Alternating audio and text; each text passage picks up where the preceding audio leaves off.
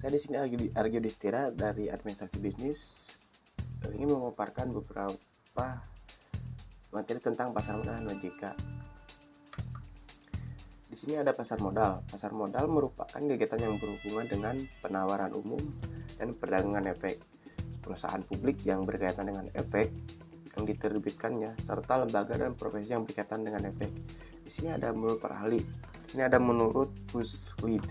Pasar modal bertindak sebagai perhubungan antara para investor dengan perusahaan maupun instansi pemerintah melalui perdagangan instrumen melalui jangka panjang seperti obligasi saham dan lainnya. Di sini ada beberapa fungsi pasar modal. Yang pertama itu adalah pasar modal sebagai sarana penambah modal dan bagi usaha. Yang kedua itu ada pasar modal sebagai sarana pemerataan pendapatan. Yang ketiga ada pasar modal sebagai sarana peningkatan kapasitas produktif. Dan yang terakhir ada pasar modal sebagai sarana penciptaan tenaga kerja. Di sini ada otoritas jasa keuangan. Otoritas jasa keuangan atau disingkat dengan OJK adalah lembaga independen yang mempunyai fungsi, tugas, dan wewenang pengaturan, pengawasan, pemeriksaan, dan penyelidikan. OJK ini dibentuk berdasarkan Undang-Undang Nomor 21 Tahun 2011 yang berfungsi menyelenggarakan sistem pengaturan dan pengawasan yang terintegritas terhadap keseluruhan kegiatan di dalam sektor jasa keuangan. OJK didirikan untuk menggantikan peran Bapepam LK dalam pengaturan dan pengawasan pasar modal dan lembaga keuangan, serta menggantikan para bank Indonesia dalam pengaturan dan pengawasan bank, serta untuk melindungi konsumen industri jasa keuangan.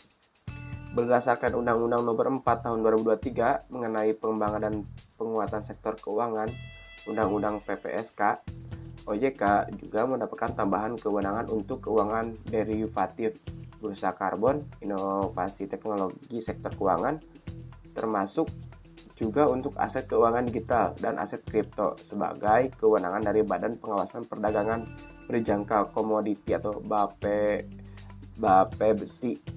Kementerian Perdagangan OJK mendapatkan tambahan kewenangan di mana penyidikan atas tindak pidana di sektor jasa keuangan hanya dapat dilakukan oleh penyidik OJK. Sini struktur organisasi OJK ada 2, Dewan Komisaris dan pelaksana kegiatan operasional. Dewan Komisaris adalah pimpinan tinggi OJK yang bersifat kolektif dan kolegial. Dewan Komisaris beranggotakan 12 orang anggota yang ditetapkan dengan keputusan presiden. Yang kedua itu adalah pelaksanaan kegiatan operasional, menetapkan kebijakan operasional, pengawasan terhadap kegiatan jasa keuangan, mengawasi pelaksanaan tugas, pengawasan yang dilakukan oleh kepala eksekutif, memberikan perintah tertulis kepada lembaga jasa keuangan dan pihak tertentu, melakukan penunjukan pengelolaan statur, menetapkan penggunaan stature. Ini ada fungsi OJK. OJK itu berfungsi menyelenggarakan sistem pengaturan dan pengawasan yang terintegrasi terhadap keseluruhan kegiatan di dalam sektor jasa keuangan sebagai diamanatkan dalam Pasal 5 Undang-Undang Nomor 21 Tahun 2011 tentang Otoritas Jasa Keuangan. Tugas OJK sementara berdasarkan Pasal 6 Undang-Undang tersebut, tugas utama OJK adalah melakukan pengaturan pengawasan terhadap kegiatan jasa keuangan di sektor perbankan, kegiatan jasa keuangan di sektor pasar modal, kegiatan jasa keuangan di sektor perasuransian, dana pensiun, lembaga pembiayaan, dan lembaga jasa keuangan lainnya.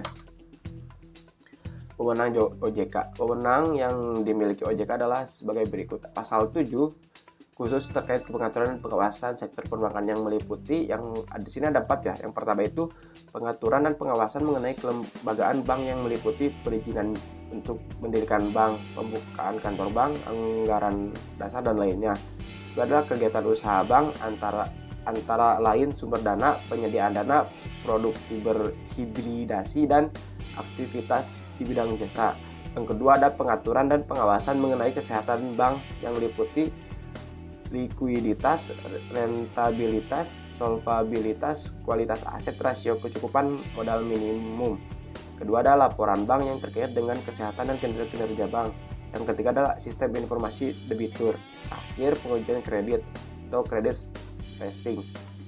Dan yang ketiga adalah pengaturan dan pengawasan mengenai aspek kehati-hatian bank meliputi manajemen risiko, tata kelola bank, prinsip mengenai nasabah dan anti pencucian uang, dan pencegahan pembiayaan terorisme dan kejahatan perbankan. Yang keempat adalah pemeriksaan bank. Jadi dia tuh memeriksa setiap bank, memiliki wewenang. Di sini ada tanggung jawab OJK. Tanggung jawab OJK itu ada terdiri dari 7. Yang pertama, mengedukasi masyarakat dalam upaya mencegah kerugian konsumen serta masyarakat dalam memanfaatkan industri jasa keuangan. Yang kedua, memberikan layanan pengaduan konsumen, memberikan pembelaan hukum atas kepentingan perlindungan terhadap masyarakat dan konsumen. Yang keempat, menjaga agar seluruh kegiatan di sektor jasa keuangan terselenggara secara teratur, adil, transparan, dan akuntabel. Yang kelima, mampu mewujudkan sistem keuangan yang tumbuh berkelanjutan dan stabil. Yang keenam, mengawasi, memeriksa, menyidik perlindungan konsumen dan tindakan lain terhadap lembaga jasa keuangan, pelaku dan atau penunjang kegiatan di sektor jasa keuangan. Dan yang terakhir itu ada mengeluarkan perintah tertulis kepada lembaga jasa keuangan. Khususnya ada mikroprudensial yang ada di OJK yang memiliki fungsi pengaturan dan pengawasan terhadap seluruh industri jasa keuangan yang beroperasi di Indonesia, memiliki tugas utama sesuai dengan Undang-Undang Nomor 21 Tahun 2011 tentang Otoritas Jasa Keuangan Pasal 7, Pasal 8, dan Pasal 9 sebagaimana telah diulas pada bab 2 mengenai fungsi, tugas, dan wewenang OJK khusus untuk sektor perbankan. Pasal 7 juga mengatur mengenai pengawasan mikroprudensial atas sektor tersebut, di mana pada penjelasan pada pasal 7 disebutkan bahwa pengaturan mikroprudensial meliputi pengaturan dan pengawasan mengenai kelembagaan, kesehatan, kehati-hatian, dan pemeriksaan bank. Sementara itu, tugas dan wewenang pengawasan lebih lanjut yang dilakukan oleh OJK di sektor pasar modal dan industri keuangan non-bank diatur dalam undang-undang dan peraturan terpisah. Pasal 5 Undang-Undang Nomor 8 Tahun 1995 tentang pasar modal menyebutkan bahwa dalam melaksanakan tugas pembinaan, pengaturan, dan pengawasan kegiatan pasar modal guna mewujudkan terciptanya kegiatan pasar modal yang teratur, wajar, dan efisien serta melindungi kepentingan pemodal dan masyarakat. Bapepam memiliki kewenangan untuk memberikan izin, mewajibkan pendaftaran profesi penunjang pasar modal dan wali amanat. Yang ketiga ada menetapkan persyaratan dan tata cara percalonan dan memberhentikan untuk sementara waktu komisaris dan atau direktur serta menunjang manajemen sementara bursa efek, lembaga clearing dan penjaminan serta lembaga penyimpanan dan penyelesaian sampai dengan dipilihnya komisariat dan atau direktur yang baru. Mengadakan pemeriksaan dan menyidik terhadap setiap pihak dalam hal terjadinya peristiwa yang diduga merupakan pelanggaran terhadap undang-undang ini dan atau peraturan pelaksanaannya. Menunjuk pihak lain untuk melakukan pemeriksaan tertentu dalam rangka pelaksanaan wewenang Bapema, mengumumkan hasil pemeriksaan, membekukan atau membatalkan pencatatan suatu efek dan bursa efek, menghentikan kegiatan perdagangan bursa efek untuk jangka waktu tertentu dalam hal keadaan darurat, memeriksa keberatan yang dianjurkan oleh pihak yang dikenakan sanksi oleh bursa efek, lembaga clearing dan penjaminan, menentukan biaya perizinan, persetujuan, pendaftaran, pemeriksaan, dan penelitian serta biaya lain dalam rangka kegiatan pasar modal, melakukan tindakan yang diperlukan untuk mencegah kerugian masyarakat sebagai akibat pelanggaran atas. Dasar kewenangan pengawasan lembaga pembiayaan diatur pada Peraturan Presiden Nomor 9 Tahun 2009 tentang lembaga pembiayaan yang menyebutkan bahwa pengawasan lembaga pembiayaan berada di bawah kewenangan Kementerian Keuangan yang selanjutnya dialihkan ke OJK. Cakupan dan teknis pengaturan dan pengawasan yang dilakukan oleh OJK terhadap lembaga pembiayaan terhadap dalam peraturan OJK.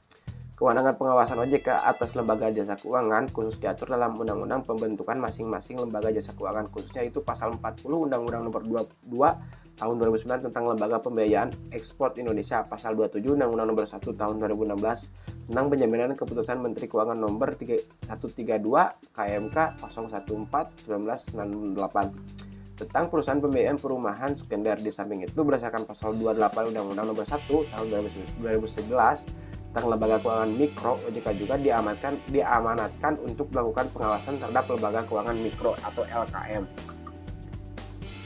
Nah, di sini saya akan memberikan cara pembuatan akun pada sekuritas ajaib yang saya gunakan sekarang ini ya. Kalian bisa mendapatkan aplikasi ini di Play Store, App Store, atau di yang lainnya pasti tersedia. Yang pertama itu, kita ingin membuka rekening saham di Ajaib, pastikan kamu sudah memiliki KTP. Pembuatan rekening saham ini semua dilakukan secara online. Kamu tidak perlu mencetak dokumen apapun untuk dikirim ke kantor Ajaib. Cukup dengan download aplikasi Ajaib di Play Store maupun website. Lalu lakukan pendaftaran dengan memasukkan email dan password. Setelah itu kamu akan menerima email konfirmasi pendaftaran akun. Ini ada langkahnya nih. Setiap saat kamu daftar, kamu pertama memasukkan nomor ponsel, masukkan email, buat password, dan konfirmasi password yang sudah kamu buat. Terus klik daftar. Sudah mendaftar, kalian akan dianjurkan untuk masukkan email yang sudah kalian tadi buat dan passwordnya. Sudah membuka email, kamu bisa login ke aplikasi Ajaib. Lalu pilih tombol buka akun saham yang ada di pojok kiri atas aplikasi. Setelah itu akan muncul laman untuk memilih jenis investasi yang tersedia di Ajaib dan pilih saham. Nah, di sini tuh sebenarnya gak cuma ada saham, ada reksadana. Setelah kalian sudah memilih, kalian isi formulir pendaftaran online. Ada 5 halaman yang harus kamu isi pada formulir pendaftaran online. Setiap kolom yang tidak ada keterangan opsional artinya wajib diisi. Jika belum terisi, kamu tidak akan diselanjutkan ke halaman berikutnya. Pengisian formulir ini untuk membuat rekening saham sekaligus rekening dana nasabah atau RDN. Pembukaan rekening saham ini diwajibkan sebagai kamu bisa bertransaksi saham. Data yang disampaikan juga akan tercatat pada Kustodian Sentral Efek Indonesia atau KSEI. Rekening yang tertanam di Ajaib Sekuritas ini akan menjadi tempat penyimpanan saham yang nanti akan kamu miliki. Sementara rekening dana nasabah atau RDN adalah rekening dari dana kamu yang ditempatkan pada bank terpisah dari rekening perusahaan efek manfaat. RDN ini adalah kamu mempunyai rekening bank sendiri untuk seluruh penyelesaian transaksi sahammu. RDN ini sendiri memang bertujuan untuk menyimpan dana nasabah yang tidak diberikan saham. Untuk top up RDN kamu dapat melakukan dengan metode bank transfer. Berikut ada 5 halaman formulir pendaftaran.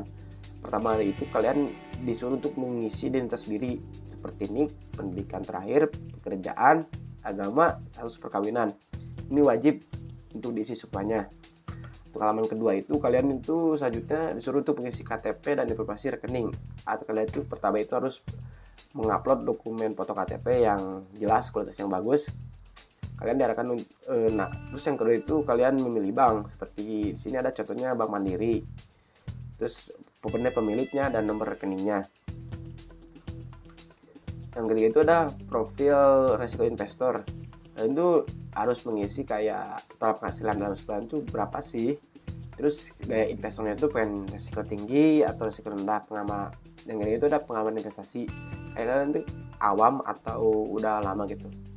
Dan jangka waktu investasi, kayak kalian pengen investasinya bertahun-tahun atau gimana, tujuan berinvestasinya itu apa, dan sumber pendapat itu kayak dimana, kayak gaji atau apa. Ini kalian diwajibkan untuk melakukan alamat kantor.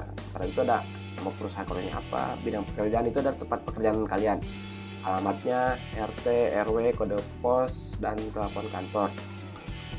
Terus selanjutnya kalian diarahkan untuk selfie muka kalian, karena untuk memastikan kalau itu kalian yang buat dan rekam suara Anda. Untuk dokumen yang wajib diunggah, pastikan memiliki resolusi gambar yang dan jelas. Kalian itu diarahkan untuk selfie untuk memastikan kesamaan foto Anda dan dengan yang KTP dan rekam suara. Proses verifikasi data kamu akan memakan waktu kurang lebih 1x24 jam. Selanjutnya kamu bisa membeli saham perusahaan yang tersedia di aplikasi. Semua emiten dan terdiri dari investasi sektor industri terdapat kamu perdagangkan sahamnya di Ajaib. Nah, Ajaib juga menyediakan informasi lengkap terkait emiten mulai dari performa keuangan hingga competitive ranking yang menunjukkan urutan perusahaan dibanding dengan perusahaan lain dalam industri sejenis.